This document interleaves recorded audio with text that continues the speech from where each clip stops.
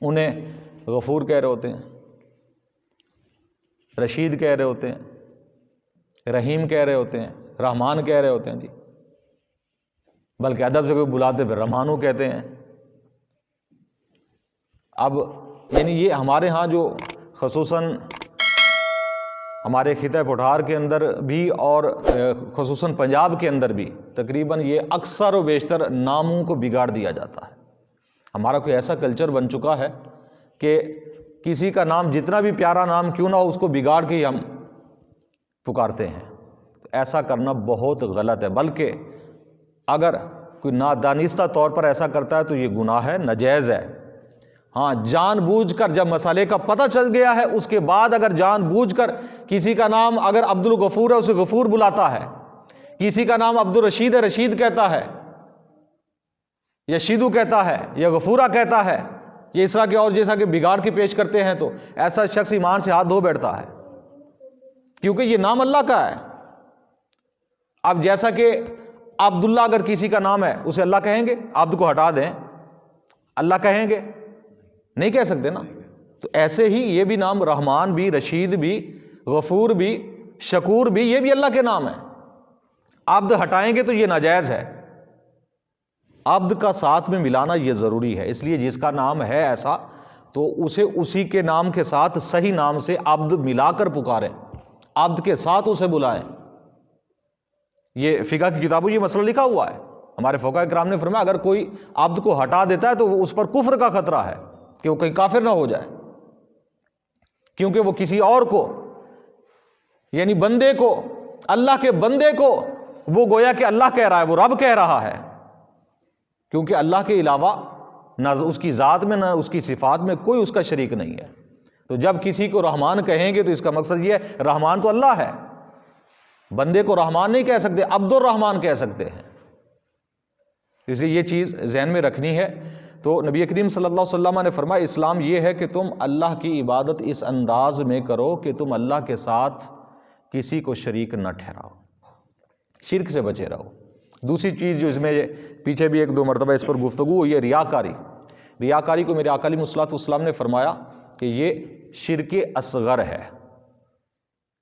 شرک اصغر یعنی کسی کام کے اندر گویا کہ ہم عبادت کرتے ہیں نا، مثال کے طور پر ہم نماز پڑھ رہے ہیں تو نماز کس کی خاطر ہونی چاہیے؟ اللہ کی خاطر ہونی چاہیے۔ ہم اسی کی خاطر پڑھتے ہیں، اسی کی عبادت کر رہے ہیں۔ اگر دل میں نیت اور خیال یہ ہے کہ میں نماز پڑھ رہا ہوں تو فلاں شخص دیکھے گا تو خوش ہو جائے گا، اب میں مزید خشوع و خضوع کے ساتھ پڑھوں، اور میرے دل و دماغ کے اندر یا تھوڑا سا بھی یہ خیال ہے کہ فلاں شخص بیٹھا ہے وہ مجھے دیکھ رہا ہے، وہ سمجھے گا کہ میں بڑا نمازی ہوں، پرہیزگار ہوں، متقی ہوں، اس طرح کا اگر خیال آ گیا تو یہ شرک اصغر ہے۔ ایسی نماز قبول نہیں ہے، بلکہ منہ پر مار دی جاتی، الٹا گناہ ہے۔ کہ میرے آقا علیہ الصلوۃ والسلام نے فرمایا ان یسیر الریاء شرک، تھوڑی سی ریاکاری بھی شرک ہے۔ کیوں؟ کہ ہم اس کا مقصد یہ ہوا کہ عبادت اللہ کے لیے جائز تھی، اپنے رب کے لیے جائز تھی۔ جب بندہ وہی عبادت اللہ کے علاوہ غیر اللہ کے لیے کر رہا ہے، غیر اللہ کے لیے جب وہ کر رہا ہے، اللہ کے غیر کے لیے وہ عبادت کر رہا ہے، تو گویا کہ وہ اللہ کے ساتھ شریک ٹھہرا رہا ہے، گویا کہ وہ کسی اور کو عبادت کے لائق سمجھتا ہے، حالانکہ عبادت کے لائق صرف اللہ کی ذات ہے۔ ہم صدقہ و خیرات کریں، کوئی نیکی کریں، اور اس میں ذہن یہ ہے کہ لوگ دیکھیں، لوگ راضی ہوں، لوگ مجھ سے خوش ہو جائیں، لوگوں میں میری بلے بلے واہ واہ ہو جائے، تو یہ گویا کہ آپ لوگوں کے لیے کر رہے ہیں، لوگوں کو اس کا لائق سمجھ رہے ہیں، حالانکہ یہ عبادت جتنی بھی نیکیاں ہیں، جتنی بھی باتیں وہ تو رب کے لیے ہیں، وہ تو اللہ تعالیٰ کے لیے ہیں۔ تو اس لیے اس چیز کا خاص خیال رکھنا ہے کہ عبادت اس انداز میں کرنی ہے کہ اللہ کا شریک نہیں ٹھہرانا، یعنی اس میں ریاکاری بھی نہیں ہونی چاہیے، کوئی دکھلاوا نہیں ہونا چاہیے۔ ذرا برابر بھی دکھلاوا آیا تو وہ ریاکاری کی نظر ہو گیا اور یہ شرک ہے، اور نماز بھی وہ گئی، وہ نیکیاں بھی تباہ و برباد ہیں، الٹا گناہ کھاتے میں لکھا جائے گا۔ اور اسی پر بندہ ہمیشہ چلتا رہے تو وہ اپنے ایمان سے ہاتھ دھو بیٹھتا ہے، اس کا ایمان رہتا ہی نہیں ہے۔ تو آپ علیہ الصلوۃ والسلام نے فرمایا اسلام اس چیز کا نام ہے کہ تم اپنے رب کی عبادت اس انداز میں کرو کہ اس کا شریک کسی کو نہ ٹھہراؤ۔ وَتُقِیمُ الصَّلَاةَ، اور فرمایا کہ نماز بھی پڑھو۔ اسلام کیا ہے؟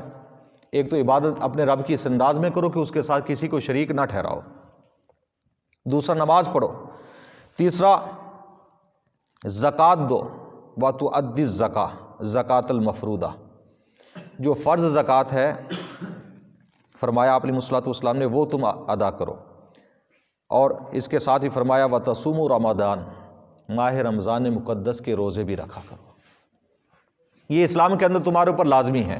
یعنی اسلام کس چیز کا نام ہے؟ یعنی سائل نے جب سوال کیا نا کہ اسلام کسے کہتے ہیں، تو آپ علیہ الصلوۃ والسلام نے فرمایا اسلام یہ ہے کہ اپنے رب کی عبادت اس انداز میں کرو کہ اس کے ساتھ کسی کو شریک نہ ٹھہراؤ، نماز ادا کرو، جو فرض ہے زکوٰۃ تم پر وہ ادا کرو، اور اس کے ساتھ ماہ رمضان مقدس کے روزے رکھو۔